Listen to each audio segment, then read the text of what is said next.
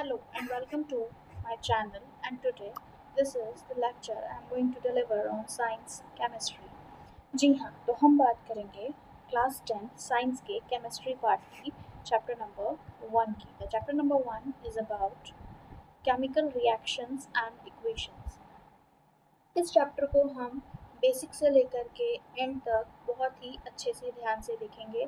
जुड़े रहिएगा. डाउट आए तो वहीं से वापस से बैक जाके दोबारा से देखिएगा, और जो भी डाउट रहे वो पोस्ट करिएगा in comment section.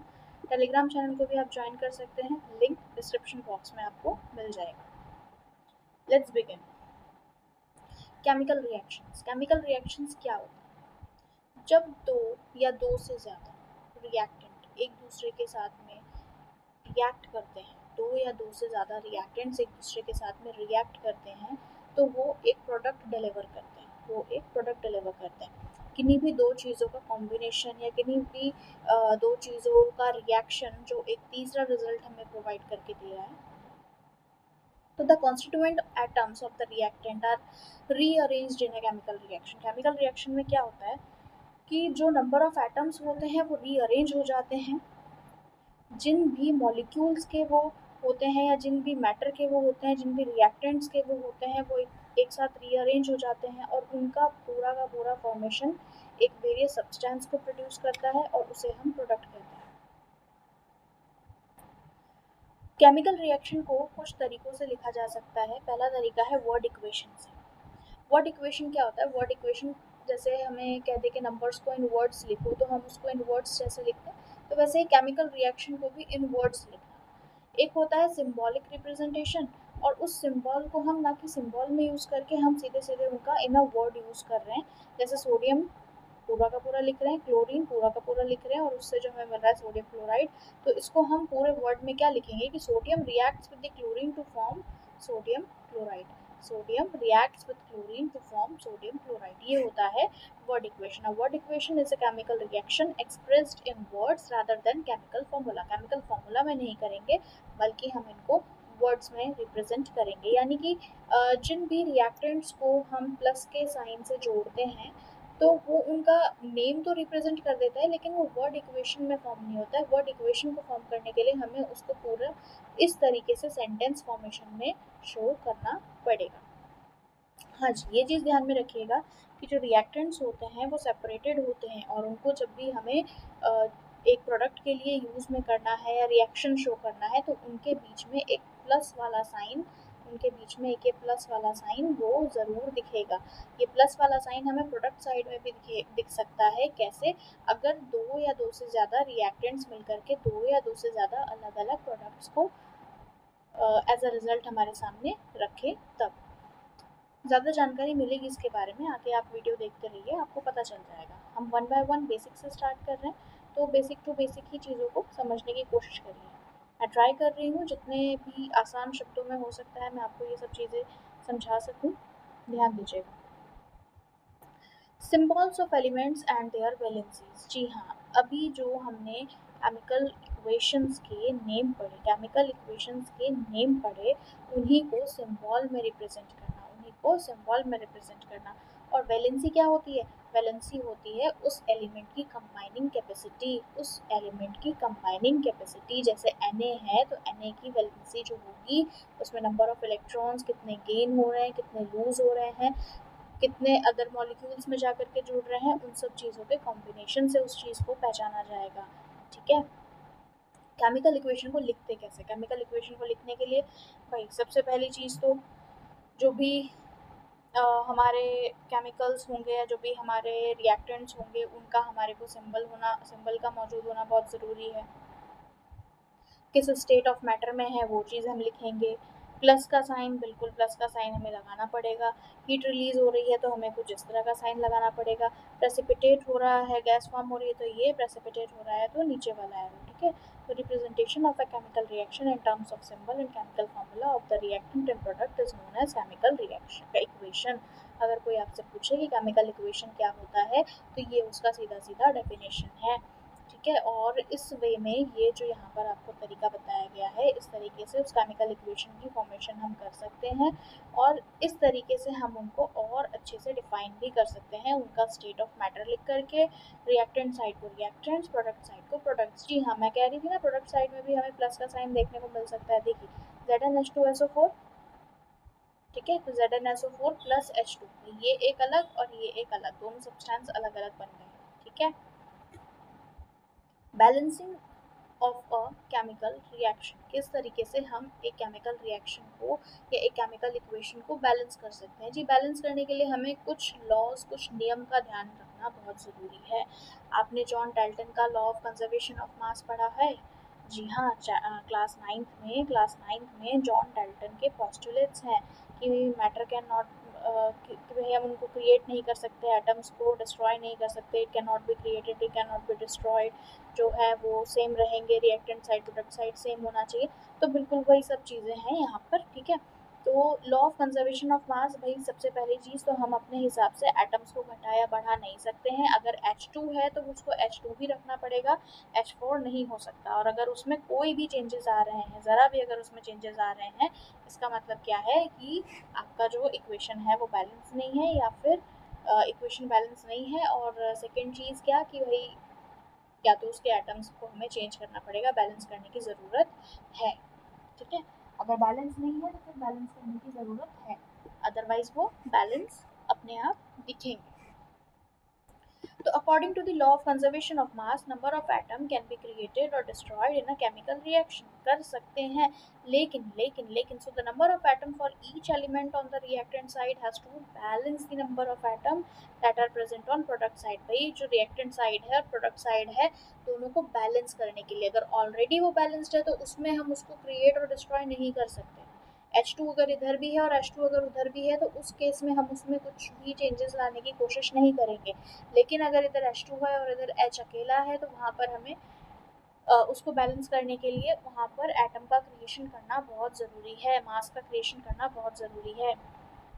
In other words, the total mass of the product formed in a chemical reaction is equal to the total mass of reactant participating in chemical reactions। यानी मास हमारा product side का और मास हमारा reactant side का दोनों ही equal होना चाहिए, दोनों ही इक्वल होना चाहिए। एक बैलेंस्ड केमिकल इक्वेशन की पहचान क्या है? जी, द बैलेंस्ड केमिकल इक्वेशन की पहचान क्या है?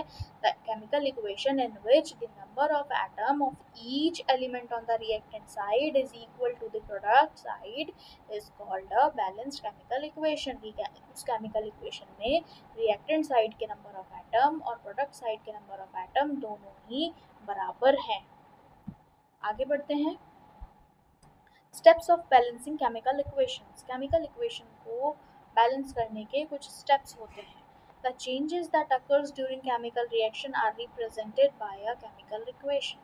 केमिकल रिएक्शन में जो भी चेंजेस हमें देखने को मिलेंगे, केमिकल रिएक्शन में जो भी चेंजेस हमें देखने को मिलेंगे, उनको हम केमिकल इक्वेशन की वजह से, केमिकल इक्वेशन के थ्रू उसको हम शो कर सकते हैं। जो रिएक्टेंट्स होंगे वो प्रोडक्ट्स को डिलीवर करेंगे। The equilibrium of all chemical equation must be maintained. उनका जो भी इक्वालिटी है, इस साइड रिएक्टेंट साइड और उस साइड यानी कि प्रोडक्ट साइड, दोनों साइड की जो इक्वालिटी है वो मेंटेन होनी चाहिए। यानी कि एरो की दोनों साइड जो है, number of each sort of atom must be the same. वही बात बोली मैंने। आगे देखिए, chemical equations are balanced using coefficients. Coefficients को यूज करके, coefficients and variable, coefficients and variable पढ़ा होगा, ध्यान है ना। सिंबॉलिक रिप्रेजेंटेशन, और सिंबॉलिक रिप्रेजेंटेशन के साथ में हम जो नंबर्स यूज कर रहे हैं वो, ठीक है, तो वो सब कुछ इंडिकेट करते हैं, वो number of atoms and number of molecules को इंडिकेट कर रहे होते हैं, तो उनका होना वहाँ पर बहुत ज़रूरी है।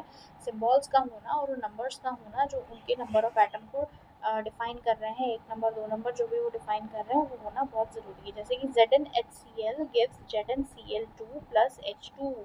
ZnHCl gives ZnCl2 plus H2। अब यहाँ पर देखो, जिंक का 1, हाइड्रोजन का 1, क्लोरीन का 1, जिंक का 1, क्लोरीन का 2, हाइड्रोजन का 2। क्या ये बैलेंस है? नहीं, ये बैलेंस नहीं है। इनको हमें बैलेंस करना पड़ेगा, नंबर ऑफ एटम्स इधर और उधर दोनों तरफ इसको अच्छे से बैलेंस करना पड़ेगा। और बैलेंस करने के लिए हमारे को Zn plus 2HCl gives ZnCl plus H2.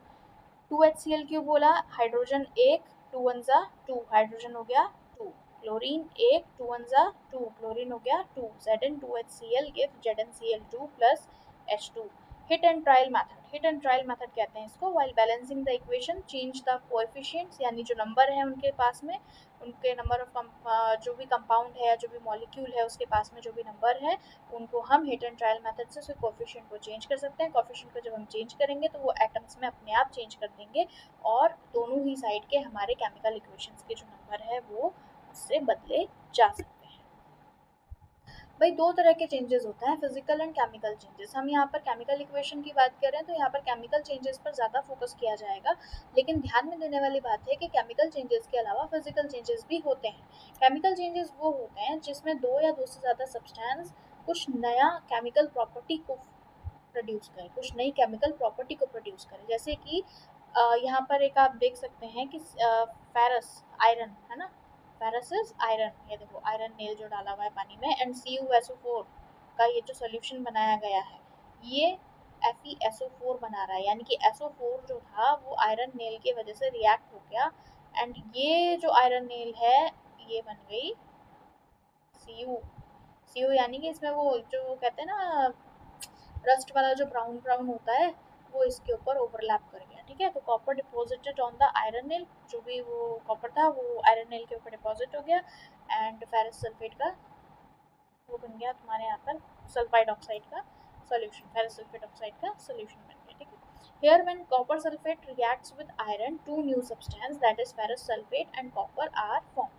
यहाँ पर कॉपर सल्फेट जो है CuSO4 जो कि कॉपर सल्फेट है वो आयरन के साथ में रिएक्ट कर गया और जब वो रिएक्ट कर गया तो फेरस सल्फेट एक अपना सोल्यूशन क्रिएट कर लिया और जो कॉपर है वो अलग हो गया, वो उस नेल के ऊपर चढ़ गया. ठीक है, तो केमिकल चेंजेस में क्या होता है कि केमिकल चेंजेस अंडरगो होते हैं, अंडरगो होते हैं मतलब कि हम अज्यूम नहीं कर सकते, कि इससे ये चेंजेस निकल के आ जाएगा, इससे ये चेंजेस निकल के आ जाएगा, लेकिन वो चेंज हो जाता है. केमिकल चेंजेस जो भी होते हैं वो देख नहीं सकते हम, अंदर ही अंदर वो अपने आप चेंज हो जाएंगे. चलो एक आपको घरेलू एग्जाम्पल देती हूँ. क्या जब दूध सफ़ेद रंग का अलग होता है, काली काली ब्राउन ब्राउन छोटी छोटी चाय पत्तियाँ होती हैं वो अलग होती है, चीनी सफ़ेद रंग की अलग होती है, कुछ लोग अदरक इलायची वगैरह डालते हैं वो अपना रंग लेकर के अलग होती है, सबका अपना अपना फ्लेवर होता है, बिल्कुल डिफरेंट फ्लेवर. हाँ, सबके फ्लेवर अपने आप में अलग. कोरी चाय पत्ती खाओगे कड़वापन लगेगा, चीनी खाओगे मीठा लगेगा, अदरक है ना, अदरक का टेस्ट अपना थोड़ा सा ऐसे कड़वा कहेंगे या जो भी कहेंगे उसको, एक थोड़ा सा कहते हैं ना जलता जैसा सा, हाँ थोड़ा अलग ही होता है वो. इलायची का फ्लेवर बिल्कुल अलग होगा, खुशबू बिल्कुल अलग होगी, दूध कोरा दूध बिल्कुल अलग टेस्ट करेगा, बिल्कुल अलग सा उसमें खुशबू होगी, है ना. लेकिन जब हम इन सब को हीट देते हुए एक साथ गैस पर चढ़ा देते हैं, तब उस वक्त क्या होता है कि टेस्ट में भी चेंज हो जाता है, कलर में भी चेंज हो जाता है, समझ रहे हो, टेस्ट में भी चेंज हो जाता है, कलर में भी चेंज हो जाता है, खुशबू भी बिल्कुल अलग हो जाती है. ये एक तरह का केमिकल चेंज ही तो है. अंडरगो हो रहा है लेकिन हमें दिख नहीं रहा, हम अज्यूम नहीं कर पा रहे. दूध नहीं डालेंगे तो वो जो एक कत्था रंग है वो नहीं आएगा, वो फिर वो जो हम ब्लैक टी कहते हैं कुछ वैसा सा कलर आएगा उसका, है ना. तो विद वाटर और विदाउट वाटर चाय का भी कलर बिल्कुल अलग होता है, समझ रहे हो. तो ये एक तरह का केमिकल चेंज हो रहा है, अंदर ही अंदर चेंजेस जा रहे हैं, इतनी सारी चीज़ें, इतने सारे सब्सटेंसेस जो हैं कुछ नया ही प्रोड्यूस करके दे रही हैं, कुछ नया ही प्रोडक्ट हमारे सामने दे रही हैं.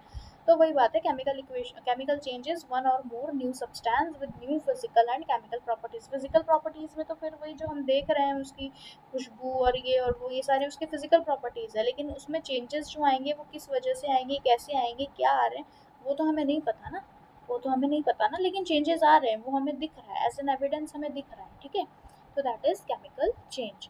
फिजिकल चेंज की अगर हम बात करें, फिजिकल चेंज क्या है, physical changes change in colour और state occurs but no new substance is formed. नया सब्सटेंस कुछ भी नहीं बनेगा, लेकिन कलर में चेंज, स्टेट ऑफ मैटर में चेंज हमें देखने को जरूर मिल जाएगा. जैसे water change to steam on boiling, जब पानी को हम ओवर बॉयल कर देंगे तो वो स्टीम में बदल जाएगा, पर कुछ नया तो नहीं हुआ ना। स्टीम देखने में थोड़ी सी डिफरेंस गैशियस फॉर्म में दिखेगी हमें, लेकिन हो तो उस पानी से ही रही है ना। Even though steam and water look different when they are made to react with a piece of Na means sodium, sodium के साथ में अगर उनका हम कुछ कर देते हैं, नमक वाले पानी को गर्म करेंगे तो नीचे वो एज अ उसका एक्सट्रैक्ट बच जाएगा, जो पतीला रहेगा या बर्तन जो रहेगा हमारा, उसमें वो जो नमक है उसका रेसिड्यू हमें नीचे बर्तन में जमा हुआ दिखेगा, लेकिन बाकी जो पानी है वो पूरा का पूरा उड़ जाएगा। They react the same way and gives the exact same product. This involves only a change in state. Liquid से वेपर में चेंज हो रहा है, इससे ज़्यादा और कुछ नहीं। लिक्विड से वेपर में चेंज हो रहा है। नमक का जो सॉलिडिफिकेशन था वो as a residue, as a precipitate हमारे पास नीचे बच गया। प्रेसिपिटेट क्या होता है ये भी हम आगे पढ़ेंगे, चिंता मत करो। लेकिन हाँ, प्रेसिपिटेट क्या, लेफ्ट ओवर जो होता है हम उसे कहते हैं जनरली।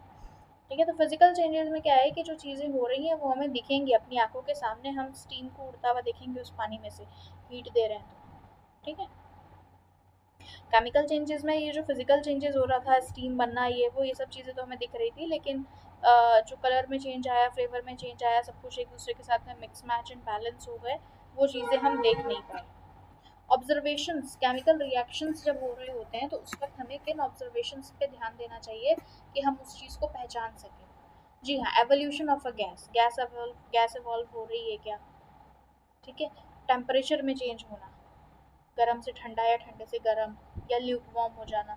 ठीक है, फॉर्मेशन ऑफ प्रेसिपिटेट, कुछ रेसिड्यू बच रहा है क्या, जैसे वो अभी मैंने आपको यहाँ पर ये सॉल्ट वाला, सोडियम वाला, सॉल्ट वाला NaCl अगर हम पानी के साथ में बॉईल करेंगे तो नीचे बच जाएगा बोल करके, जो मैंने आपको बताया है ना, नीचे जो प्रेसिपिटेट बचेगा, तो कोई फॉर्मेशन ऑफ प्रेसिपिटेट हो रहा है क्या, कलर में कोई चेंजेस हो रहे हैं क्या, स्टेट ऑफ मैटर में कोई चेंजेस हो रहे हैं क्या। जैसे यहाँ पर अभी हमने पीछे जो ये वाला एग्जाम्पल देखा था, इसमें क्या हो रहा था कि लिक्विड से वेपर हो रहा था, लिक्विड से वेपर हो रहा था। Vapour is a gaseous form, vapour is a gaseous form है ना, स्टीम गैशियस फॉर्म ही तो है।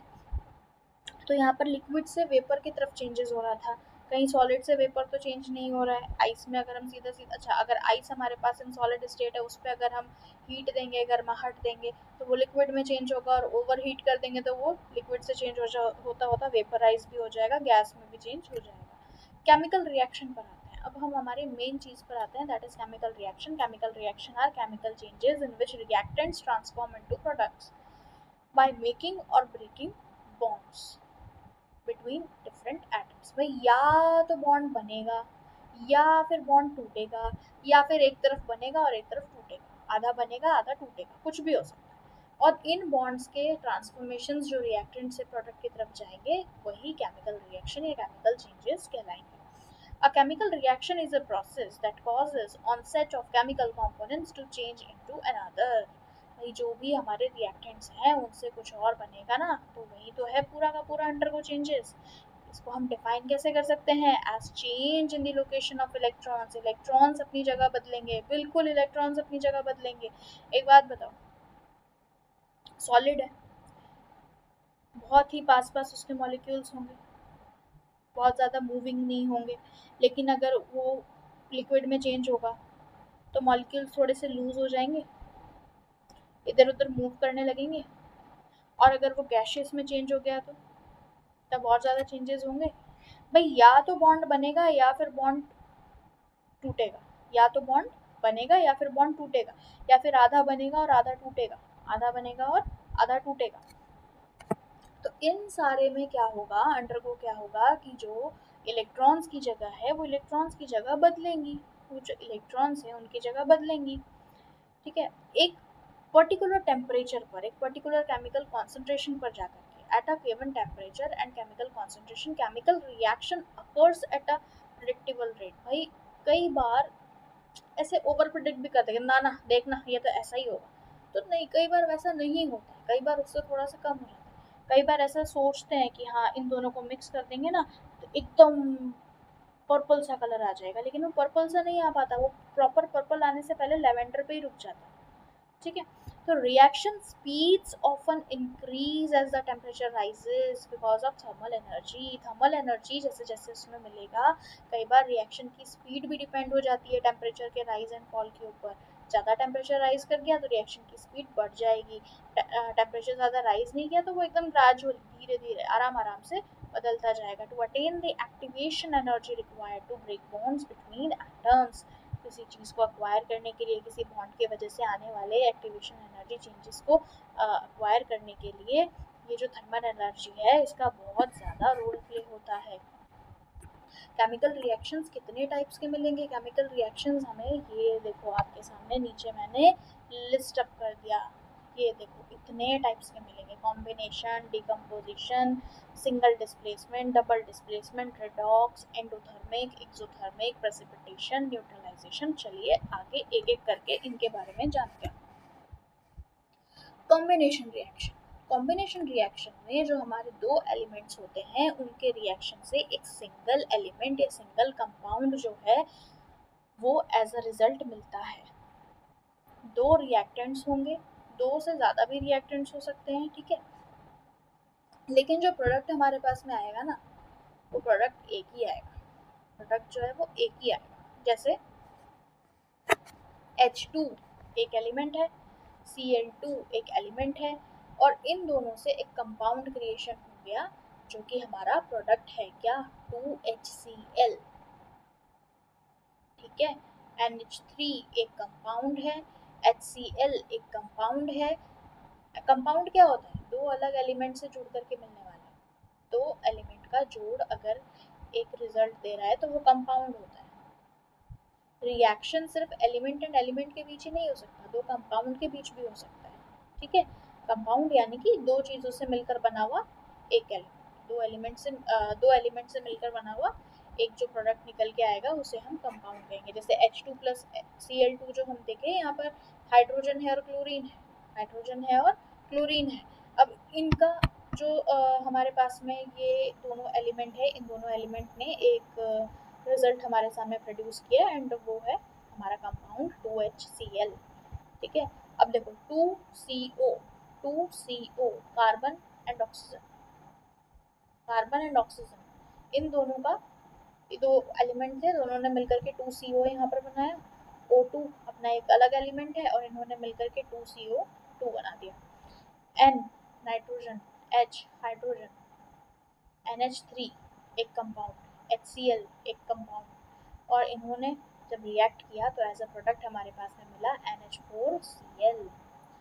व्हेन क्विकलाइम और कैल्शियम ऑक्साइड यानी CaO, क्विकलाइम या कैल्शियम ऑक्साइड भी हम कहते हैं उसको, CaO, उसको अगर हम वाटर स्लेकेट लाइम के साथ में रिएक्ट कर देते हैं, CaOH2 बन जाता है।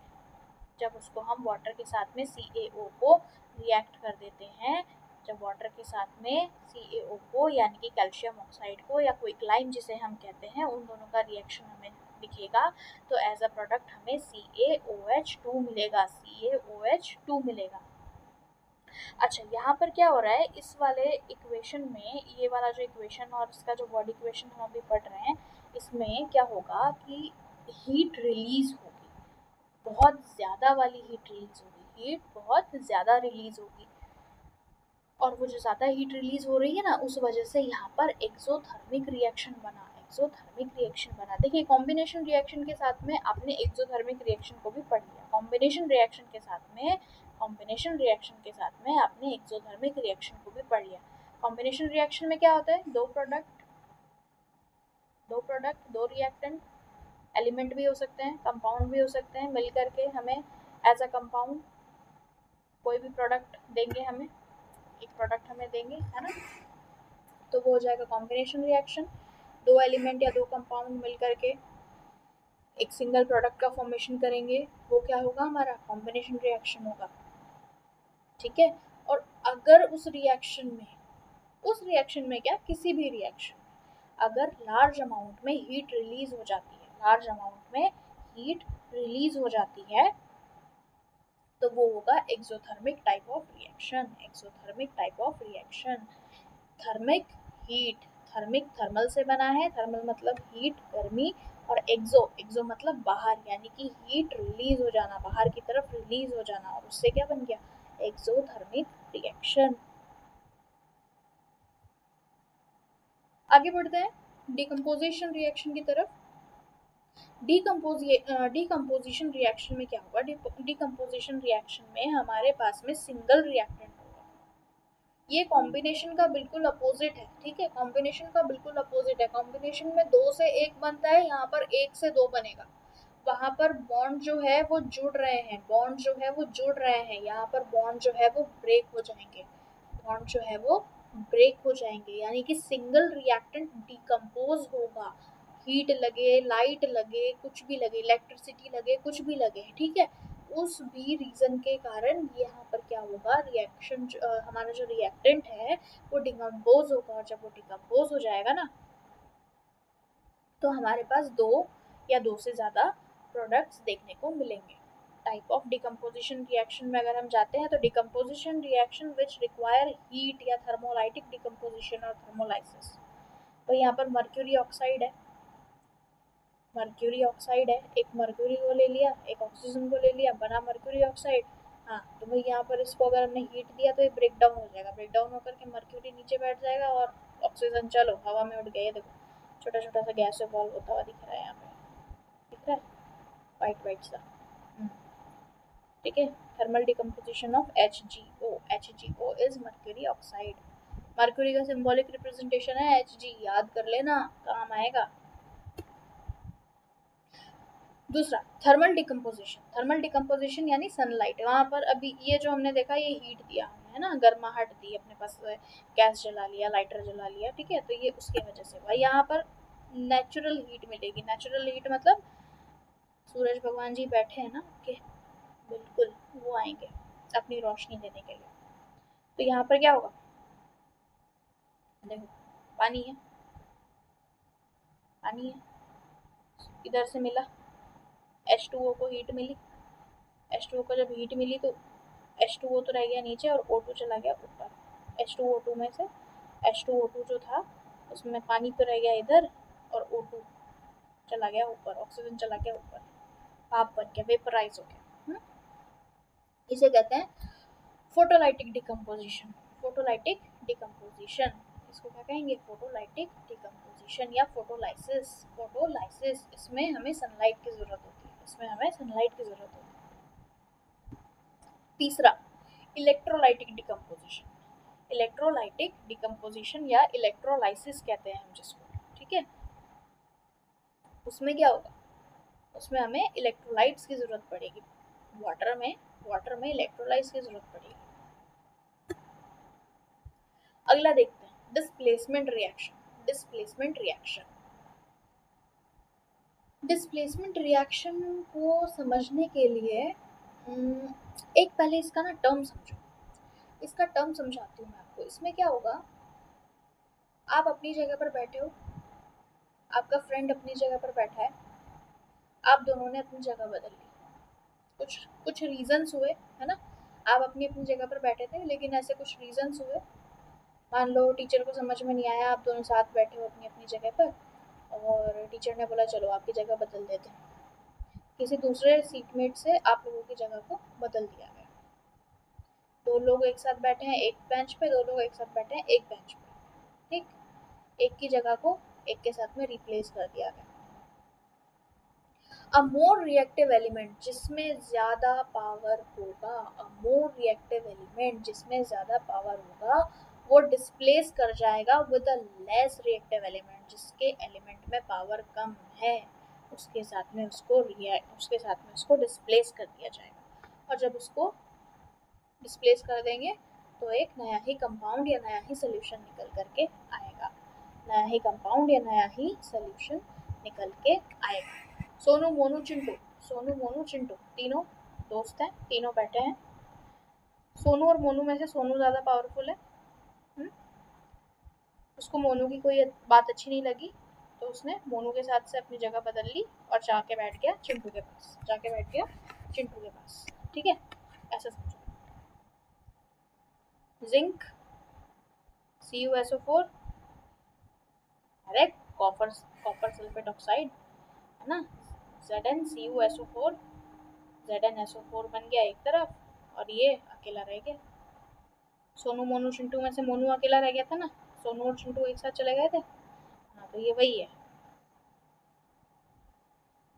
ठीक है। ये सोनू, ये मोनू, ये चिंटू। मोनू की बात अच्छी नहीं लगी तो सोनू ने अपनी जगह बदल ली चिंटू के साथ और मोनू रह गया अकेला, ठीक है। ध्यान देना।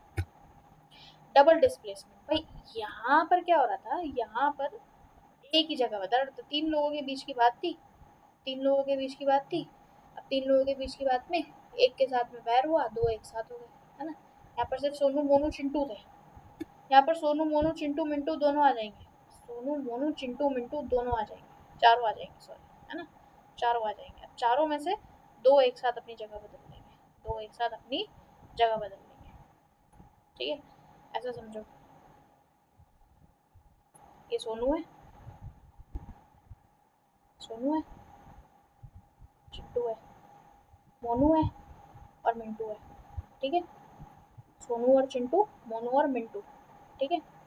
आपस में होगी लड़ाई, आपस में हुई लड़ाई, टीम बदल ली, टीम बदल ली, बोले हम तो अलग अलग टीम में चले जाएंगे। तो इनमें से जिस एक एक ने टीम बदली, सोनू और मोनू आ गए एक साथ, चिंटू और मिंटू चले जाएंगे एक साथ, समझ रहे हो। चिंटू मिंटू चले जाएंगे एक साथ, सोनू मोनू आ जाएंगे एक साथ। An exchange of ions between the reactant take place to give a new product. जितने भी आयन्स हैं सब अपनी अपनी जगह बदल लेंगे। हाँ भाई, यहाँ भी वही वीक और स्ट्रॉन्ग वाला काम है, जैसे कि यहाँ डिस्प्लेसमेंट वाले में था वैसा ही यहाँ पर भी है, चिंता मत करो, ठीक है। आपको थोड़ा आसान बनाने के लिए, थोड़ा सा वे मोर बेटर बनाने के लिए ये एक मैंने छोटा सा खराब जोक वाला एग्जाम्पल पेश किया है, ठीक है। थोड़ा सा टॉलरेट कर लेना उसको, हमें तो समझने से मतलब है, ठीक है। तो an exchange of ions between the reactants takes place to give new product. कोई नया प्रोडक्ट देने के लिए जितने भी आयंस हैं वो अपनी अपनी जगह रिएक्टेंट साइड में बदल के प्रोडक्ट साइड में कुछ नया ही क्रिएट कर देंगे। जैसे Al2SO4 3 plus 3CaOH2 gives 2AlOH3 plus CaSO4। देखो, an insoluble compound called precipitate forms, जो पूरी तरह से घुल नहीं जाता, जो पूरी तरह से घुल नहीं जाता, यानी रेसिड्यू बच जाता है, वो प्रेसिपिटेट फॉर्म कहलाता है। when two solutions containing soluble salts are combined। भाई क्या होता है, ऐसे समझो, पानी है, पानी में हमने नमक भी डाल दिया और पानी में हमने पत्थर भी डाल दिया, पानी में हमने नमक भी डाल दिया, पानी में हमने पत्थर भी डाल दिया और सबको घोल दिया एक साथ, चम्मच लेकर के मिक्सअप कर दिया। मिक्सअप करके अब जब हम उसमें छान रहे हैं तो सॉल्ट तो पूरी तरह से पानी में घुल गया ना, तो वो तो पानी के साथ साथ चला जाएगा छन करके। लेकिन पत्थर घुल गया क्या, पत्थर नहीं घुला ना, तो पत्थर तो वहीं रह जाएगा, ऊपर ही ऊपर रह जाएगा। तो वो पत्थर हमारा प्रेसिपिटेट फॉर्म है, पत्थर हमारा प्रेसिपिटेट फॉर्म है जो कि इनसॉल्युबल कंपाउंड होता है। हमारे पास एक सॉल्यूशन है, उस सॉल्यूशन में सॉल्युबल सॉल्ट जो होंगे वो तो मिक्स हो जाएंगे और जो इनसॉल्युबल बच जाएगा वो प्रेसिपिटेट कहलाएगा, वो प्रेसिपिटेट कहलाएगा, ठीक है। और उस प्रेसिपिटेट में हम कलर का चेंज देख सकते हैं, टेम्परेचर रिलेटेड चेंज देख सकते हैं। भाई यहाँ पर हमने जितने भी चेंजेस पढ़े थे, आ गया, दिखाते हैं आपको, हाँ यहाँ पर ये हमने जितने भी चेंजेस पढ़े थे, इन चेंजेस में से बहुत सारी चीज़ें हमें वहाँ पर देखने को मिल जाएगी। गैस एवॉल्व हुई, टेम्परेचर बढ़ा या घटा, प्रेसिपिटेट बचा तो उसका कलर कैसा रहा, change in state of matter हुआ क्या, ये सारी चीज़ें हमें देखने को मिल जाएंगी। ये देखो, ये देखो, देख रहे हो, ये रेसिड्यू रह गया, प्रेसिपिटेशन, जितना मिक्स होना था वो मिक्स हो गया, मिक्स होने की वजह से इसका कलर बदल गया, ये अपना अलग और ये इसमें घुल नहीं पाया, घुल नहीं पाया तो ये अपना अलग ही दिख रहा है। One of the best example of precipitation reaction is the chemical reaction between potassium chloride and silver nitrate. Potassium chloride and silver nitrate, in which solid silver chloride is precipitated out. जो silver है ना वो नीचे के नीचे रह जाएगा, silver chloride जो रहेगा, सिल्वर क्लोराइड अपना नीचे ही नीचे रह जाएगा और पोटेशियम नाइट्रेट जो है वो मिक्सअप हो जाएगा, ठीक है। This is the insoluble salt formed as a product of the precipitation reaction. The chemical equation ये देखो, AgNO3 plus KCl, AgCl तो अपनी तरफ आ गया और KNO3 जो है वो प्रेसिपिटेट के फॉर्म में अलग बच गया। रिडॉक्स रिएक्शन में क्या होगा, यहाँ पर रिडक्शन भी होगा और ऑक्सीडेशन भी होगा। भाई दो चीज़ें अलग अलग हैं, सबसे पहले ये समझो कि दो चीज़ें अलग अलग है। ऑक्सीडेशन अलग चीज़ है, रिडक्शन अलग चीज़ है। ऑक्सीडेशन अलग चीज़ है और रिडक्शन अलग चीज़ है। रिडक्शन में क्या होता है, सब्सटेंस जो है वो इलेक्ट्रॉन गेन करता है और ऑक्सीजन लूज करता है, ठीक है। गेन्स इलेक्ट्रॉन और लूजेस ऑक्सीजन और gains hydrogen. substance gains electron, loses oxygen, gains hydrogen reduction में, ठीक है। ऑक्सीडेशन में क्या होता है, loose electron gain oxygen and lose hydrogen, बिल्कुल उल्टा है। ऑक्सीडेशन और रिडक्शन एक दूसरे से बिल्कुल उल्टे हैं। बस एक चीज ध्यान रखना, अब सबसे इम्पॉर्टेंट चीज़ तो एक ही चीज़ है, वो ये ध्यान रखना है कि ऑक्सीडेशन में क्या होगा कि ऑक्सीजन गेन होगा, रिडक्शन में ऑक्सीजन लूज होगा। ऑक्सीजन गेन होगा ऑक्सीडेशन में और ऑक्सीजन लूज होगा रिडक्शन, ठीक है। और इन्हीं ऑक्सीडेशन और रिडक्शन का कंबाइन यानी एक ऐसा इक्वेशन फॉर्म होता है जिसमें दोनों ही चीज़ें हो रही हों, दोनों ही चीज़ें हो रही हों, तो वो कहलाएगा रिडॉक्स रिएक्शन। भाई एक तरफ से तो वो लूज हो रहा होगा और एक तरफ से वो गेन हो रहा होगा, तो वो रिडॉक्स कहलाएगी। A redox reaction occurs when the oxidation state of the substrate change, the loss of electron or an increase in the oxidation state of chemical or its atom is referred to as oxidation.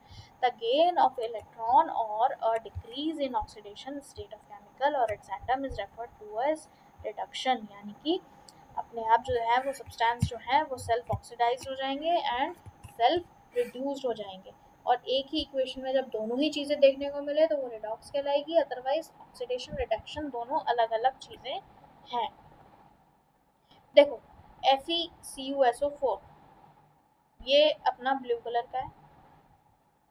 FeSO4 जब होगा तो green बन जाएगा और Cu अपना अलग रह जाएगा। तो यहाँ पर जो ये हमारा फेरस है, इस फेरस में ऑक्सीडेशन हो गया, जो ये अभी तो अलग था, यहाँ से तो रिड्यूस हो गया और यहाँ पर जुड़ गया, गेन हो गया ऑक्सीजन। तो यहाँ गेन हो गया तो ऑक्सीडेशन हो गया और इधर से रिड्यूस हो गया तो रिड्यूसिंग हो गया। तो यहाँ पर फेरस जो है वहाँ पर ऑक्सीडाइज हो रहा है, तो ferrous is a reducing agent. लेकिन CuSO4 के पास में से रिड्यूस हो रहा है, that is an oxidising agent. Oxidise किसकी वजह से हुआ और रिड्यूस किसकी वजह से हुआ, वो रिड्यूसिंग एजेंट और ऑक्सीडाइजिंग एजेंट हो जाएंगे।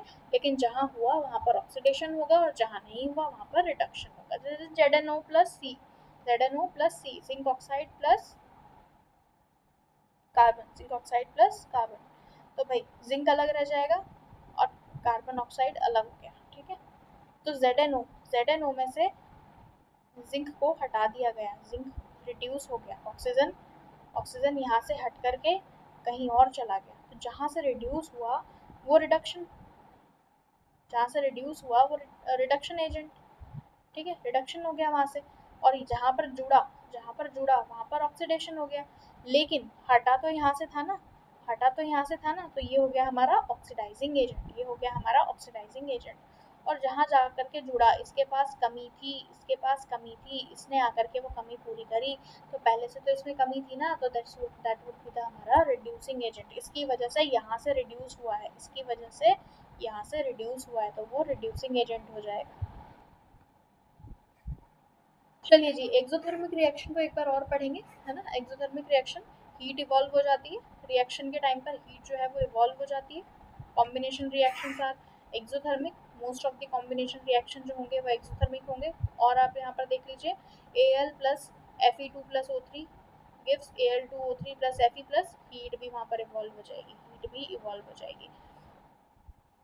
Effect of oxidation reaction in everyday life. Oxidation reaction जो था हमारा, है ना, उसका एवरीडे लाइफ में फोटोसिंथेसिस जो है वहाँ पर सबसे ज़्यादा, देखो endothermic, heat is required to carry out the reaction, endothermic में हीट की ज़रूरत होती है एक्सोथर्मिक में हीट रिलीज हो जाती है, बाहर निकल जाती है, लेकिन एंडोथर्मिक में उसकी ज़रूरत होती है, उसको हमें अंदर लेना पड़ता है। फोटोसिंथेसिस वाला process, most of the decomposition reactions जो होते हैं ज़्यादातर वो क्या होते हैं, एंडोथर्मिक होते हैं।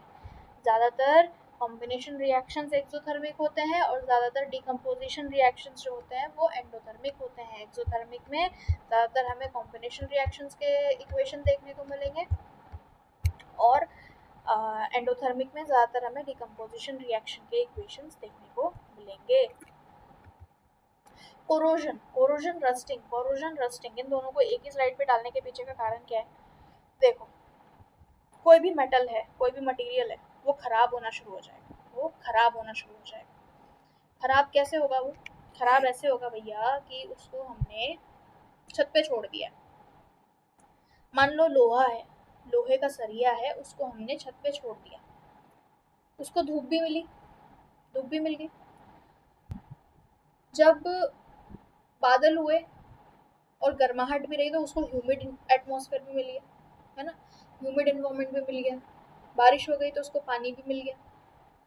बारिश रुकी, हवा चली, धूप निकली तो उसको वो एक मॉइस्चर जो है वो भी मिल गया। यानी कि उसको सराउंडिंग एनवायरनमेंट में जो भी चीज़ें हैं, सराउंडिंग एनवायरनमेंट से जो भी केमिकल्स हैं, मॉइस्चर है, एयर है, हीट है, बहुत सारी चीज़ें मिल रही हैं, सराउंडिंग एनवायरनमेंट से ही मिल रही है। जो मिल रहा है उसको सराउंडिंग एनवायरनमेंट से ही मिल रहा है, ठीक है। तो उसमें चेंजेस आने शुरू हो जाएंगे। जैसे कि हमारा जो लोहा था, हमारा जो आयरन था, उसमें मॉइस्चर मिल गया, हवा मिल गई, धूप मिल गया, तो उसमें रस्ट होना शुरू हो जाएगा। रस्ट मतलब एक ब्राउन कोटिंग ऑफ पाउडर उसके ऊपर लग जाएगा, आ जाएगा। उसको ऐसे हाथ से हल्का हल्का करेंगे ना तो वो झड़ता है। कभी ध्यान दिया हो तो? रस्ट को तो सबने ध्यान दिया होगा, खैर वैसे, है ना, ब्राउन सा आ जाता है उसको, ठीक है। तो वो होता है, कोरोड होना शुरू हो जाता है, एक तरह से हम क्या कहेंगे, कोरोड होना शुरू हो जाता है। रस्ट तो उसको कहते हैं कि भाई आयरन में लग गया तो रस्ट कहला गया, ठीक है। अच्छा, कॉपर में कोरोजन होता है, कॉपर में मॉइस्चर लग जाएगा या हीट रहेगा, मॉइस्ट एटमॉस्फेयर में उसको रखा गया, उसके बाद अचानक से उसको हवा में ले गए, कॉपर हरा होना शुरू हो जाता है, ग्रीन होना शुरू हो जाता है। घर में सबके यहाँ पर घर में एक कॉपर का लोटा ज़रूर मिलेगा, ब्राउन कलर का लोटा होता है जिसमें पानी वानी रख कर के सूरज भगवान को चढ़ाती है मम्मी, ध्यान देना, पूछना, उनको मिल जाएगा, है ना। उसको देखना, उसमें पानी भर करके फिर उसके बाद उसका पानी सूखने मत देना और उसको ऐसे के ऐसा हवा में छोड़ देना बिना सुखाए पानी को। बस पानी रखा, उसमें पानी खाली किया, पानी खाली करके थोड़ी देर ऐसे ही बंद जगह पर रख दिया, फिर उसके बाद उसको अचानक हवा में रख दिया बिना साफ किए हुए, वो हरा होना शुरू हो जाएगा, ग्रीन होना शुरू हो जाएगा, ठीक है। तो वो जो अंडरगो चेंजेस हो रहा है उससे उसमें रस्ट लग जा रहा है। सिल्वर, बहुत टाइम तक सिल्वर में अगर ऐसे कॉपर ऐसे हवा में छोड़ देते हैं, यूज़ नहीं करते, तो ब्लैक, चांदी काली होना शुरू हो जाती है ना। तो सिल्वर में भी कोरोजन हो जाता है। एक टॉपिक है अब हमारा, लास्ट टॉपिक है ये, रेंसिडिटी क्या होती है? फूड पैकेज होते हैं ना, एक टाइम के बाद में हम उन्हें यूज़ नहीं कर पाते, उसके पीछे बहुत सारे कारण होते हैं। कारण क्या होते हैं कि उसमें या तो उसका जो ऑयल कंटेंट होता है, वो ऑयल कंटेंट उसमें ऐसा रहता है कि उसका फ्लेवर डोमिनेट कर जाता है उस खाने को, जो कि फिर खाया नहीं जा पाता, टेस्ट उसका ख़राब हो जाता है, उसमें से अजीब सी स्मेल आने लग जाती है, हमें लगता है कि इसमें कुछ फंगस जैसा लग गया हो, ठीक है। फिर वो कंज्यूम करने के लायक नहीं रहते फिर, ठीक है। तो जब वो कंज्यूम करने के लायक नहीं रहते तो वो एक्चुअल में रेंसिड हो जाते हैं। वो क्या हो जाते हैं? रेंसिड हो जाते हैं। It refers to the oxidation of fats and oils in food that is kept for a long time. उसमें से फाउल स्मेल आएगा, बैड टेस्ट आएगा फूड का। Rancid food causes stomach infection during consumption, food poisoning हो जाएगी, पेट में infection हो जाएगा, बहुत अलग अलग तरह की बीमारियाँ हो जाएगी, वॉमिटिंग, डायरिया, ये सब चीज़ें हो जाएंगी। तो भाई प्रिवेंट करने के लिए क्या कर सकते हैं? रेंसिडिटी से प्रिवेंट करने के लिए हम क्या कर सकते हैं? भाई सबसे बेसिक काम देखो, आपको एक एग्जांपल देती हूँ, घर पे रोटियां होती हैं, उन रोटी के जो बर्तन होता है उस बर्तन को 4-5 दिन धो मत और उसमें रोटी रोटी रोटी रोटी रखते रहो रखते रहो रखते रहो रखते रहो, कपड़े में लपेट के रखते रहो, कागज में लपेट के रखते रहो, कैसे भी रखते रहो, लेकिन उस बर्तन को मत धो तुम। वो जो कागज है उसको भी मत बदलो, वो जो कपड़ा है उसको भी मत बदलो। धीरे धीरे रोटी में स्मेल आनी शुरू हो जाएगी। जिस कपड़े में उस रोटी को तुमने ढका है उससे स्मेल आनी शुरू हो जाएगी। जिस पेपर में उसको तुमने रैप कर रखा है रोटियों को, उसमें से स्मेल आनी शुरू हो जाएगी। वो जो वो जो हमारा बर्तन है उसमें गर्म रोटियां रखी थी ना, तो वो वेपराइज होकर के थोड़ा थोड़ा पानी पानी पानी पानी उसमें लगना शुरू हो जाएगा। एंड थोड़ा टाइम बाद में अगर और उसको चेंज नहीं करोगे तो रोटियां गलनी शुरू हो जाएगी, गलते गलते वो वहीं की वहीं सड़ जाएगी। बहुत गंदा लुक होगा उसका देखने में भी। ठीक है, वो लुक को बता नहीं सकती, वरना वीडियो देखते देखते ही तुम्हारा दिमाग खराब हो जाएगा। ठीक है, तो बहुत गंदा लुक होता है खैर उस रेंसिड हुई हुई रोटियों का। अब उसको तो खा भी नहीं सकते, उसको गाय को भी नहीं खिला सकते। इंसान बीमार होगा तो क्या गाय बीमार नहीं होगी, है ना? तो खराब होने लग जाती हैं चीज़ें। तो सबसे पहली चीज़ तो क्लीनलीनेस एंड हाइजीन मेंटेन करने की ज़रूरत होती है। आप एयर टाइट कंटेनर में भी अगर रखते हो तो उसमें भी सफाई की तो ज़रूरत पड़ेगी, टाइम टू टाइम चेक करने की ज़रूरत पड़ेगी। कई बार क्या होता है, मसाले रख के मम्मियाँ भूल जाती है, इस डब्बे में रखा था भूल गई, मसाला नहीं मिल रहा, नया मसाला लेकर के आ गए, भाई ख़त्म हो गया होगा, ले आए। बाद में जब दिवाली की सफाई होती है तब उसमें से निकलता है ना? जब उसमें से निकलता है तो पता चलता है ओह ये तो ख़राब हो गया, इसमें तो कीड़े लग गए। तो भाई प्रिवेंशन क्या, सबसे पहली चीज़ हमें हाइजीन मेंटेन करने की ज़रूरत है। दूसरी चीज़ एयर टाइट कंटेनर्स में रखें। पैकेज्ड फूड जो आते हैं, ये चिप्स वगैरह जो पैक होकर के आते हैं, ये भी नाइट्रोजन गैस इसमें फ्लश करी जाती है अंदर। ठीक है, रेफ्रिजरेशन किया जाए। आप 2 दिन भाई रात का खाना आपने बाहर छोड़ दोगे ख़राब हो जाएगा, फ्रिज में रखना पड़ता है ना, रेफ्रिजरेट करो उनको। एंटीऑक्सीडेंट्स या प्रेजर्वेटिव्स, फूड प्रेजर्वेटिव्स जो होते हैं उनको यूज़ करो, तो उससे वो रेंसिड नहीं होंगे और ज़्यादा लंबे टाइम तक कंज्यूमेबल होंगे। जो हमारे पैकेज फूड्स आते हैं उसमें भी लिखा हुआ रहता है use before 6 month, use before इतना मंथ, एक्सपायरी डेट लिखी हुई होती है। तो उस एक्सपायरी डेट के बाद हम अगर उसको यूज़ करेंगे तो उसमें क्या चेंजेस हमें देखने को मिलेंगे भाई। मैं आपको एक छोटा सा एग्जांपल देती हूँ। ये चिप्स वगैरह हर कोई खाता है, राइट? कभी देखा है उसमें थोड़ा सा ग्रीननेस आने लग जाता है, ऑयल ओवरलैप हो जाते हैं, फ्लेवर्स ख़राब हो जाते हैं। तो अगर उसमें प्रॉपर नाइट्रोजन गैस फ्लश थी और इतने टाइम के बाद उसका मतलब कितने टाइम आप उसको कंज्यूम कर सकते हो, वो उसका एक डेडलाइन था, उस डेडलाइन के बाद अगर आप यूज़ करोगे तो उसमें आपको बैड क्वालिटीज़ देखने को मिलेगी। ठीक है, इसके बाद में यहाँ पर आपके लिए बहुत सारे क्वेश्चन यहाँ पर क्रिएट किए गए हैं। Identify the type of chemical reaction taking place in silver chloride turns black on exposure to sunlight. और बहुत सारे क्वेश्चन यहाँ पर, इन क्वेश्चन को सॉल्व करिए। इनके आंसर्स आपको टेलीग्राम चैनल पर मिल जाएंगे, लेकिन आप भी इसे ट्राई करिए सॉल्व करने का। और डाउट्स रहते हैं तो कमेंट सेक्शन में भी आप डाल सकते हैं, टेलीग्राम चैनल को भी ज्वाइन कर सकते हैं। Here is the link for Telegram channel, और आपको डिस्क्रिप्शन बॉक्स में भी टेलीग्राम चैनल की लिंक मिल जाएगी जहाँ से आप इजीली कनेक्ट हो सकते हैं मुझसे। And I rest my case hair. I hope आपको समझ में आया होगा, हमारा जो आज का टॉपिक था अच्छे से आपको क्लियर हो गया होगा। अगर कोई भी डाउट रहे तो आप ज्वाइन करिए मेरे साथ और हम उसे और भी अच्छे से क्लैरिफाई कर लेंगे, हम इसके बारे में अच्छे से डिस्कस भी कर सकते हैं, तो वो कोई इशू वाली बात नहीं है। So thank you so much, see you again, Tata.